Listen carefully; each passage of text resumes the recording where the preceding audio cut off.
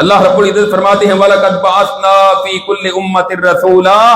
أَنِ اعْبُدُوا اللَّهَ وَاجْتَنِبُوا الطَّاغُوتَ، ہم نے ہر امت میں ایک رسول بھیجا، رسول نے آ کر دعوت کیا دی لوگوں ایک اللہ کی عبادت کرو اور طاغوت سے بچ جاؤ۔ طاغوت کیا ہے؟ اللہ کے سوا جو اپنی عبادت کی دعوت دے، جس کی پوجا پرستش کی جائے وہ طاغوت ہے۔ صرف ایک اللہ کی عبادت کرو۔ قرآن کریم کے آپ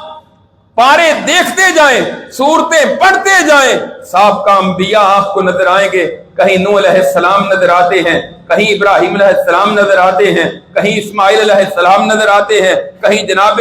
یعقوب علیہ السلام نظر آتے ہیں، کہیں جناب یوسف علیہ السلام نظر آتے ہیں، کہیں حضرت ہود علیہ السلام، حضرت صالح علیہ السلام، حضرت شعیب علیہ السلام، حضرت لوط علیہ السلام، حضرت موسیٰ علیہ السلام اور جناب عیسیٰ علیہ السلام بار بار اپنی قوم کو دعوت دیتے ہیں مَا لَكُم مِّنْ إِلَٰهٍ غَيْرُهُ، اے میری قوم اللہ کے علاوہ تمہارا کوئی الہ نہیں ہے، تمہارا کوئی معبود نہیں، تمہارا کوئی حاجت روا نہیں، تمہارا کوئی مشکل کشا نہیں، تمہارا داتا، تمہارا گنج بخش، تمہارا غوث اعظم، تمہارا دستگیر، تمہارا لجپال، پریشانیوں سے نجات دینے والا، عزت اور ذلت کا مالک، زندگی اور موت کا مالک، رزق کا مالک، اولاد دینے والا، شفا دینے والا، سارے کے سارے خزانوں کا مالک اگر کوئی ہے تو وہ ایک اللہ ہے۔ میری قوم ایک اللہ کی عبادت کرو۔